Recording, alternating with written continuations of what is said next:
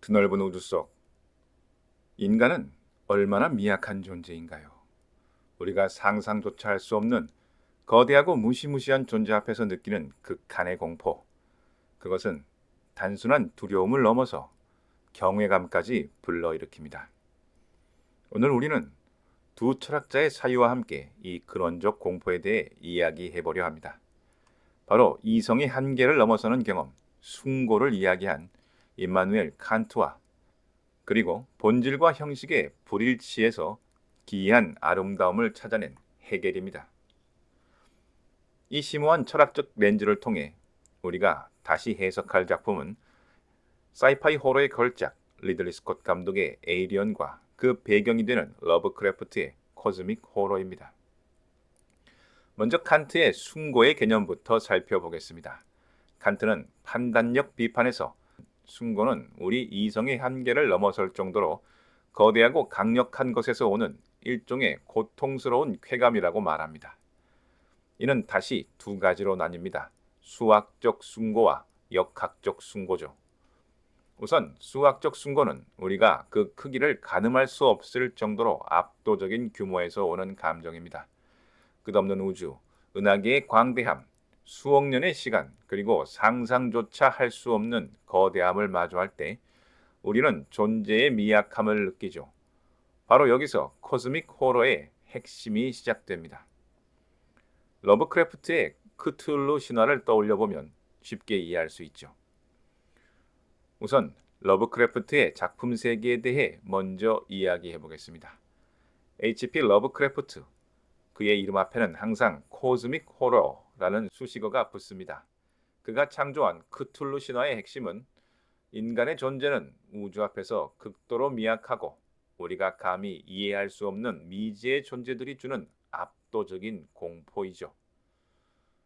단순한 괴물 이야기가 아니라 진실을 마주했을 때 인간이 필연적으로 겪게 되는 광기를 이야기하는 것입니다.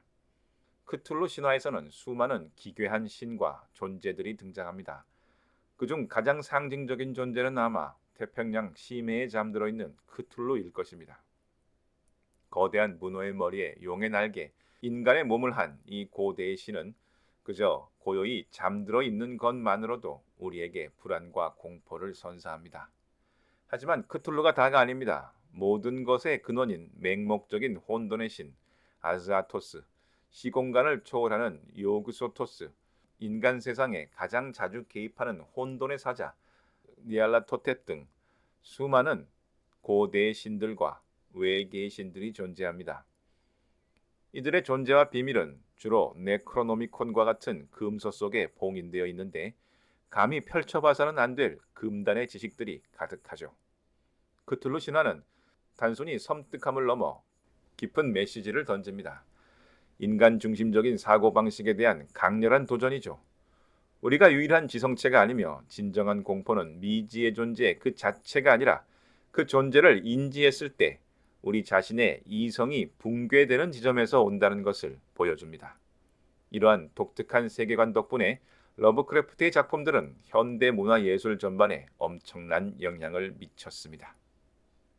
크툴루 신화 속 태초부터 존재해온 우주적 존재들, 인간의 이해를 초월하는 차원의 신들, 이들의 존재는 우리가 상상할 수 있는 범주를 훌쩍 넘어섭니다. 그 거대함과 아득함 앞에서 인간은 자신의 존재 자체가 무의미하다는 극도의 불안감을 느끼는 것이죠. 우리의 이성이 이들을 온전히 파악하려 할 때 우리의 이성은 그 한계에 부딪히며 그때 느끼는 전율이 바로 수학적 숭고인 것입니다. 에이리언에서는 이 수학적 숭고가 어떻게 구현될까요? 바로 노스트로모호가 홀로 떠다니는 광활한 암흑의 우주공간 그 자체에서 찾을 수 있습니다. 특히 승무원들이 발견하는 의문의 거대 우주선 데릭트 쉽은 그 엄청난 규모와 미지의 기원만으로도 우리에게 수학적 숭고를 느끼게 합니다. 이 우주선은 도대체 어디에서 왔고 안에 무엇이 있을까요? 두 번째, 칸트의 역학적 숭고는 우리가 어떤 대상의 압도적인 힘 앞에서 느끼는 감정입니다. 그 힘이 우리를 파괴할 수도 있지만 동시에 그 앞에서 우리의 정신이 그 거대함에 맞서려는 의지를 드러낼 때 비로소 숭고함으로 승화됩니다. 자연재해의 무자비한 힘, 혹은 피할 수 없는 운명과 같은 것들이 여기에 해당합니다. 코스믹 호러 속 괴물들은 종종 이 역학적 숭고를 체현합니다. 그들의 존재 방식, 공격 방식은 우리가 경험했던 모든 생명체의 논리를 초월하며 그들의 힘 앞에서 우리는 완전히 무력해질 수밖에 없음을 깨닫습니다.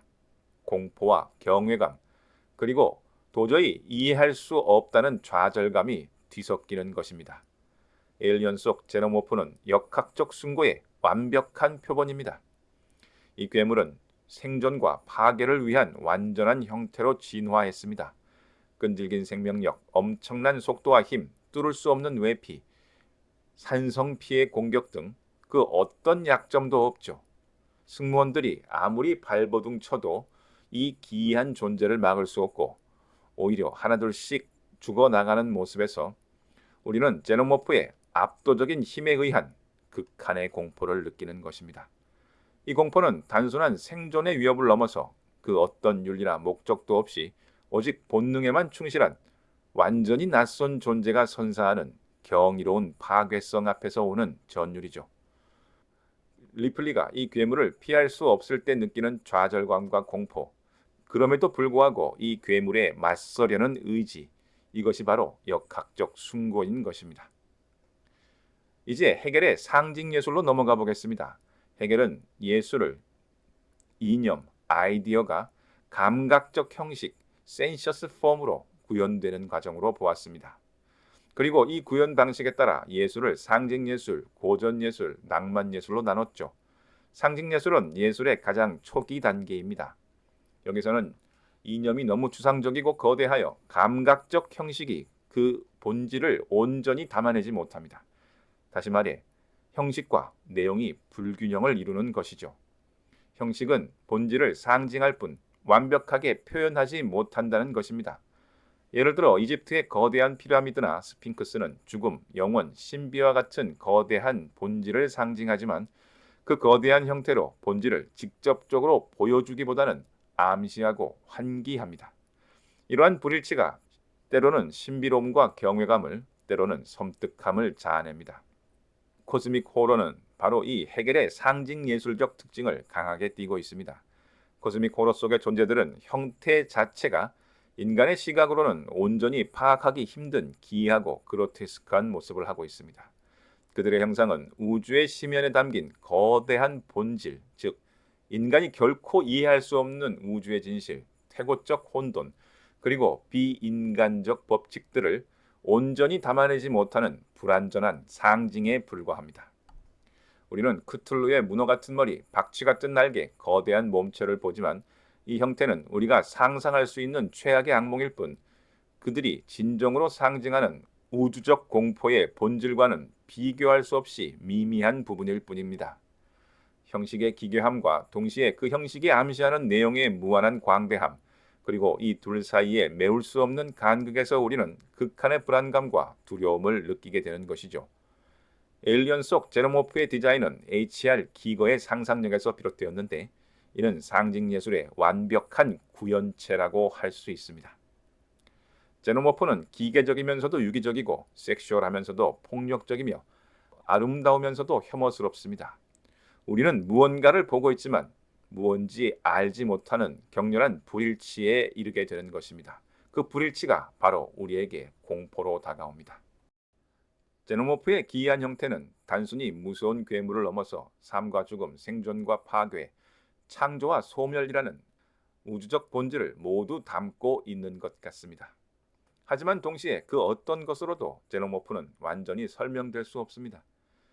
제노모프의 외형은 생명의 근원적 본능, 즉 끝없이 증식하고 잡아먹는 순수한 파괴성을 상징하지만 그 파괴성의 심오한 본질은 우리의 감각적 형식으로 포착하기에는 너무나 거대하고 초월적입니다. 기거의 디자인은 단순한 크리처 디자인이 아니라 알 수 없는 우주적 공포, 삶과 죽음, 즉 에로스와 타나토스라는 인간의 근원적 불안, 그리고 통제 불가능한 자연의 섭리를 암시하는 강력한 상징이 되는 것입니다. 형식과 내용이 불일치하는 기괴하고 압도적인 형태, 이것이 바로 에이리언이 단순한 괴물 영화를 넘어선 예술적 깊이를 가질 수 있는 이유입니다. 우리는 오늘 칸트의 숭고를 통해 에이리언과 코스믹 호러가 보여주는 압도적인 크기와 힘 앞에서 인간이 느끼는 경외와 무력감, 공포를 들여다보았습니다. 그리고 해겔의 상징 예술을 통해 형태만으로도 우리를 압도하고 그 형태가 암시하는 거대한 이념 앞에서 우리가 느끼는 이해 불능의 두려움을 탐구했습니다. 에이리언과 코스믹 호러는 이 두 가지 철학적 개념이 완벽하게 교차하는 지점에 서 있습니다. 감히 가늠할 수 없는 우주의 규모, 즉 칸트의 숭고 앞에서 우리의 이성은 좌절하고 동시에 그 알 수 없는 힘을 상징하는 기이하고 그로테스크한 형태들, 즉 해겔의 상징 예술은 우리의 상상력을 자극하며 미지의 공포를 극대화합니다. 에이리언과 코스믹 호러는 단순히 피를 튀기는 잔인한 영화나 소설이 아닙니다. 인간의 존재의 유한함, 이성의 한계, 그리고 우주의 무관심함을 일깨우는 깊이 있는 철학적 사유를 담고 있는 작품들이죠. 어쩌면 가장 두려운 것은 괴물의 형상이 아니라 그 형상이 암시하는 우리가 결코 온전히 파악할 수 없는 우주의 진실, 그리고 그 진실 앞에서 느끼는 인간의 왜소함과 무력감이 아닐까요? 여기까지 열 교수였습니다. 감사합니다.